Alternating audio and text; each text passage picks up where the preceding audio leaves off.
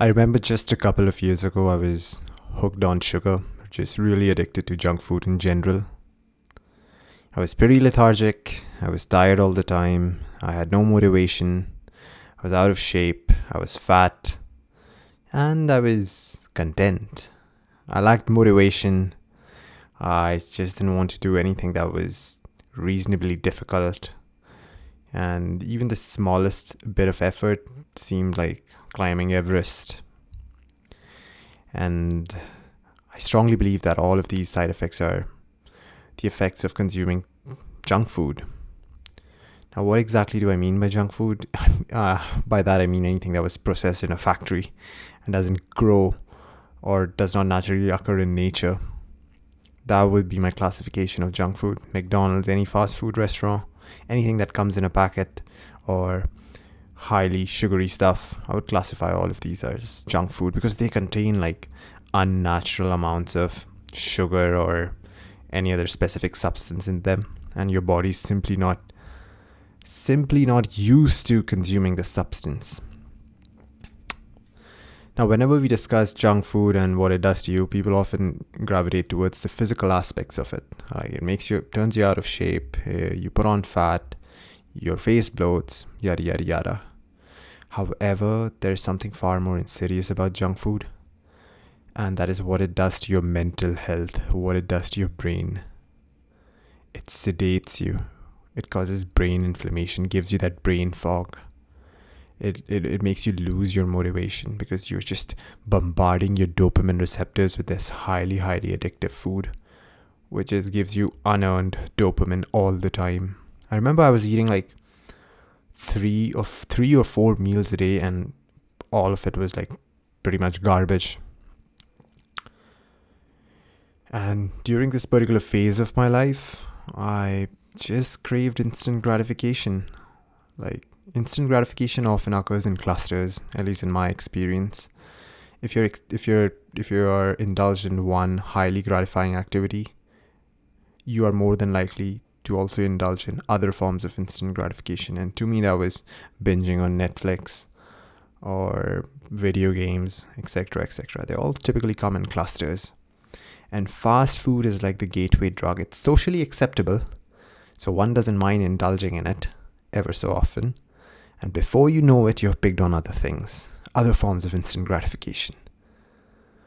I remember not being able to concentrate and study for long hours because I constantly felt sleepy, or I would doze off, or I would just get so bored easily. I would credit junk food for all of these things. It made my brain slow and inflamed. It gave me this brain fog. I was just not interested in my own future. My entire vision became quite short term.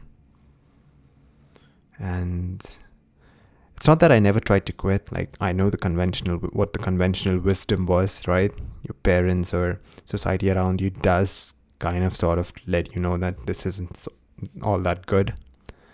I did try quitting multiple times, went cold turkey, and I remember this feeling. It was like my insides were burning or someone was scratching my insides.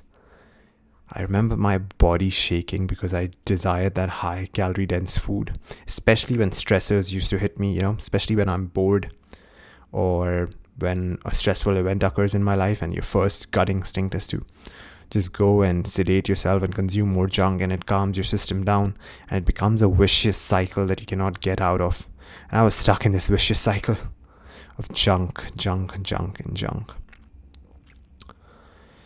Then comes in fasting. Fasting really helped me break this bond of addiction from junk food, and it sort of gave me a clean slate where my brain no longer desired these things. It was like those bonds of addiction were permanently broken through fasting. And a lot of positive changes have happened since I started consuming really, really healthy food. And what I mean by healthy food is basically whole food, things that grow in nature, things that you could find thousands and thousands of years ago in the Neolithic ages. Like, my diet today is primarily composed of meat and fruits, all forms of meat and most fruits. And I cannot tell you the boost of energy that I've received from it. It's like I'm twice the man that I was back then, consuming garbage. There's some truth to that saying. Well, there's a lot of truth to that saying. You are what you eat. You literally are what you eat. If you're like under 18, I don't think so you will truly relate to this message, because when you're like that young, it's like your body can work on anything. Your body can work on rocket fuel. So you don't really notice how messed up your diet is until you start hitting your early 20s or mid 20s.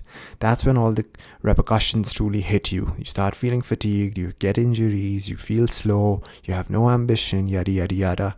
You lose your ability to concentrate, etc. And that's when you realize, oh, perhaps my diet is the culprit. And it actually is. And that's how it clicked to me, that all of a sudden I was starting to feel symptoms that I had never felt in my life. It's almost like before your mid-20s, you're living life on tutorial mode. Like nothing impacts you. You have those training wheels on. And bam, when you hit your mid-20s, you start feeling all the side effects of your poor choices almost instantly. And this was so true in my case. So these symptoms were pretty much the catalyst for me to switch my diet, and which I did. Wasn't easy. I had to close a lot of open doors. I had experienced a lot of things. My taste buds were highly desensitized. So it wasn't easy closing all these doors. But yeah, eventually I did reset my taste buds. Stuck to a healthy diet for a couple of weeks. Those weeks turned into months. Those months turned into years. And before you know it, this is like part and parcel of who I am as a person. And I no longer think of myself as this person who was addicted to junk food. And my life, my experiences have skyrocketed. For starters, my energy levels are through the roof. I require lesser sleep. Let's say prior to me switching over my diet, I used to require way more sleep, around 8.5, 9 hours. But since I've switched my diet, I require like 7 hours of sleep, and I'm good to go, and I wake up absolutely fresh. I believe when you feed your body garbage, it requires it more energy to churn out that garbage and make it into usable fuel. However, when you consume quality food, your body does not have to expend that amount of energy, and that amount of energy can be utilized by you. There's no inflammation in your brain. There's no fog. You think crystal clear. You have a direction, you have a purpose, and you feel motivated and driven. It's like all of a sudden I want to do things. I want to achieve something in life. And it is directly related to what food that I'm eating. So these days I have like food which is really, really clean, not processed at all. Steak, tuna, ground beef, chicken, and I don't use any crazy seasoning. It's pretty basic. I think if people truly realized that what they were consuming was having this much of an impact over their physical and psychological health, they would make really, really different choices. But I think part of the reason why people are so unaware is because of the marketing strategies that a lot of these companies use, right? And also they have something called food scientists. Like their entire role as human beings is to make something as desirable as possible and as addictive as possible, so that human beings keep returning to it, they're hooked to it, and gradually boost their businesses. So it's hard to say no to these things, especially when they're all around you. Like there's a McDonald's outlet, there's a fast food joint literally in every street, especially if you're living in the West. And it's no surprise that there's skyrocketing obesity numbers or other sorts of diseases, etc., etc. Also depression, bro. Depression and mental health issues have skyrocketed.